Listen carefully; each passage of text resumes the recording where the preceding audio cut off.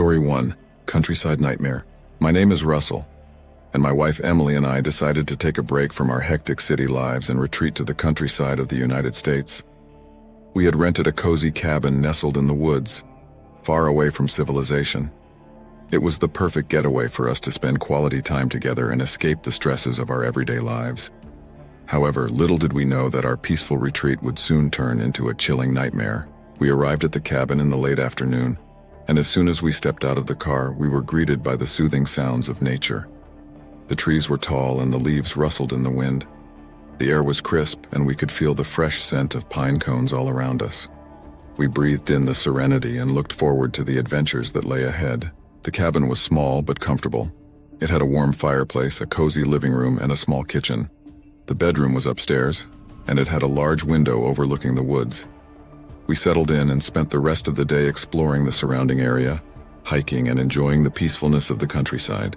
That night, after a lovely dinner, we sat by the fireplace, sipping on hot cocoa and sharing stories from our childhood. As the night progressed, the wind outside began to pick up. We heard the branches of the trees hitting against the windows, and the sound was unnerving. We dismissed it as just the wind, and we continued to enjoy our night by the fire.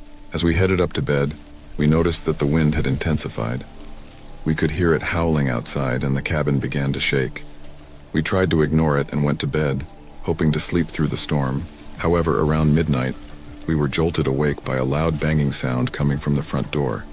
At first, we thought it was just the wind, but the banging continued relentlessly. I got out of bed and made my way downstairs to investigate.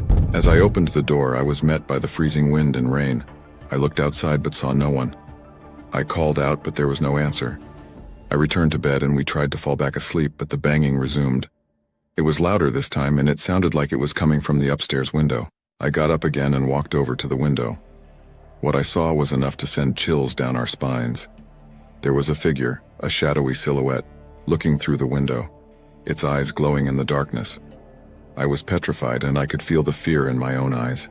I quickly shut the curtains and locked the window, but the banging continued.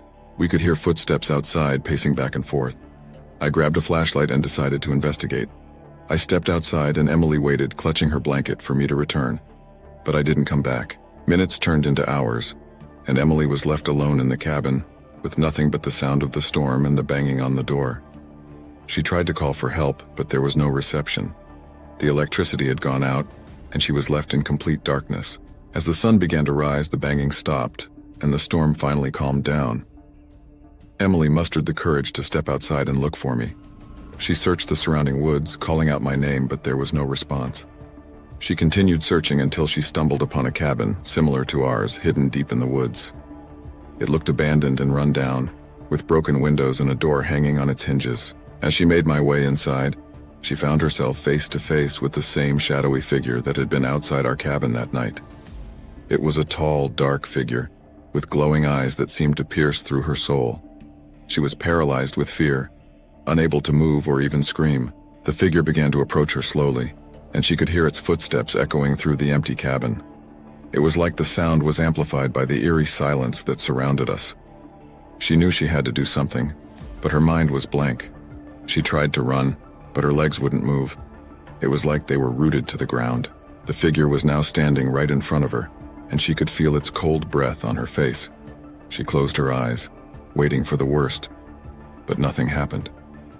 When she opened them again, the figure had disappeared, leaving her alone in the abandoned cabin. She made her way back to our cabin, feeling shaken and traumatized. As soon as she entered, she saw me sitting by the fireplace, me face pale and my eyes wide open. I was staring at something on the wall, and when she followed his gaze, she saw a message written in blood. "Leave this place now." We packed our bags and left the cabin immediately, without even looking back. We never spoke about what happened that night, but it haunted us for the rest of our lives.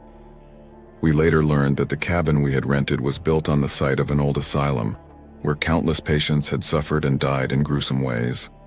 It was said that the spirits of the deceased still roamed the woods, seeking revenge on anyone who dared to disturb their eternal rest. From that day on, we never took our safety for granted.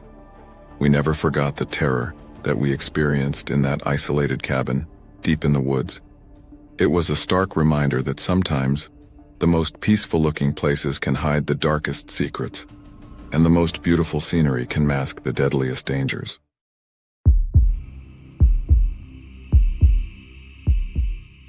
Story 2. A hunting trip gone wrong. My name is Jack, and my best friend's name is Tom. We've been friends since elementary school, and we share a passion for hunting. We both work as accountants in the city, but we try to go on a hunting trip at least once a year. This year, we decided to rent a cabin in the woods and spend a weekend hunting.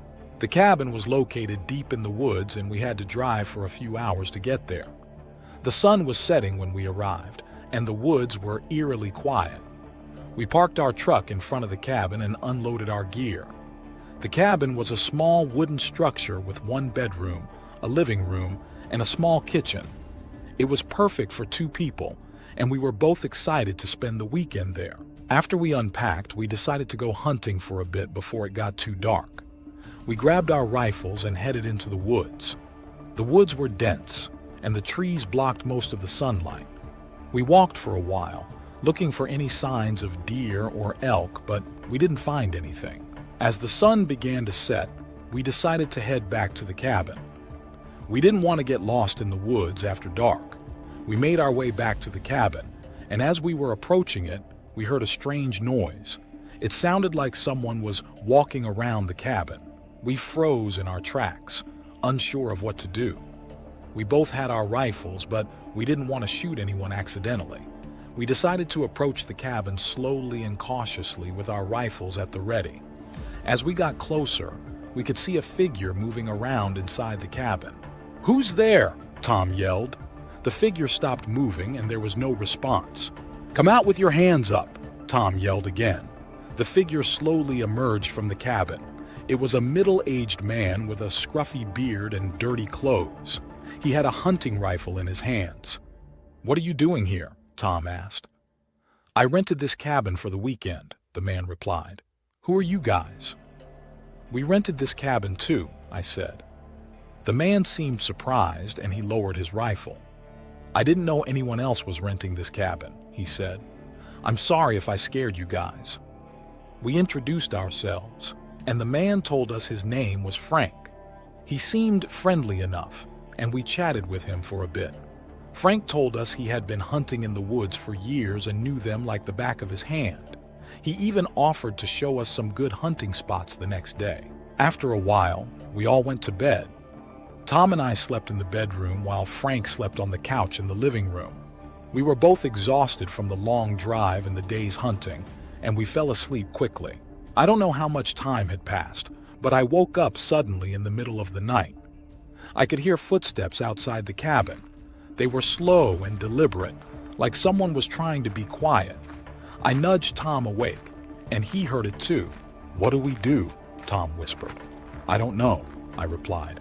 "Grab your rifle." We slowly got out of bed and grabbed our rifles. We crept over to the door and listened carefully. The footsteps had stopped and there was no other sound. Suddenly, there was a loud banging on the door. It sounded like someone was trying to break it down. Tom and I both pointed our rifles at the door, ready to defend ourselves. "Who's there?" Tom yelled. There was no response, just more banging on the door. Tom and I exchanged a nervous glance, unsure of what to do next. The banging on the door continued, and we could hear someone breathing heavily on the other side. "Maybe it's just Frank messing with us," I whispered to Tom. "Maybe," Tom replied, "but I don't want to take any chances." We both stepped back from the door, keeping our rifles pointed at it. The banging continued for a few more minutes before suddenly stopping. We stood there in silence for a few moments, listening for any other sounds, but there was nothing. After a while, we cautiously approached the door and peered through the peephole. There was no one there. We opened the door slowly, rifles still at the ready, and looked outside. The woods were quiet and there was no sign of anyone. We both let out a sigh of relief and went back inside the cabin. We stayed up for a while, talking quietly and keeping watch, but nothing else happened. Eventually, we both fell back asleep. The next morning, we woke up early and started getting ready for the day's hunting. Frank was already awake, brewing coffee in the kitchen. He seemed oblivious to the events of the previous night, and we didn't mention them to him. We headed out into the woods with Frank, following his lead. He showed us some great hunting spots, and we managed to bag a few deer. We spent the whole day in the woods, hunting and exploring. By the time we returned to the cabin, we were exhausted. After dinner, we all settled in for the night. Tom and I were still on edge from the previous night's events, but we tried not to show it. Frank fell asleep quickly on the couch, snoring loudly. Tom and I lay in the bed, talking quietly. "I don't like this, Jack," Tom whispered. "Something's not right." "I know," I replied. "But what can we do? We can't just leave in the middle of the night." Tom nodded and we both fell silent. We were just about to drift off to sleep when we heard a sound that made our blood run cold. It was the sound of someone trying to open the door. We both leapt out of bed, rifles in hand. The door was locked, but we could hear someone jiggling the handle, trying to get in. We pointed our rifles at the door, ready to shoot. "Who's there?" Tom yelled. There was no response, just more jiggling at the door handle. I said, "Who's there?" Tom yelled again. Suddenly, there was a loud crash as the door flew open. We both fired our rifles instinctively, aiming at the figure in the doorway. It was too dark to see who it was, but we could hear someone groaning in pain. We turned on the lights and the figure in the doorway came into focus. It was Frank. He was clutching his stomach, blood seeping through his fingers. One of our bullets had hit him. "Oh my God, Frank," Tom said, rushing over to him. "I'm so sorry. We thought you were someone else." Frank groaned in pain, but he was still conscious. We called for an ambulance, but it took them a while to get there. By the time they arrived, Frank had lost a lot of blood. He was rushed to the hospital, but he didn't make it. Tom and I were questioned by the police, and it was determined that the shooting was accidental. We were both devastated by what had happened. We never went hunting again after that, and we never spoke about it to anyone.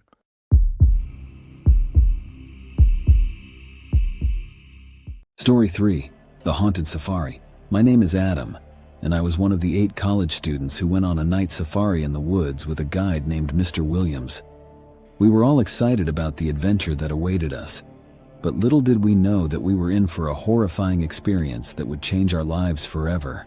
The group consisted of me, my girlfriend, Rachel, and our 6 other friends: Mark, Sarah, Michael, Emma, David, and Lisa.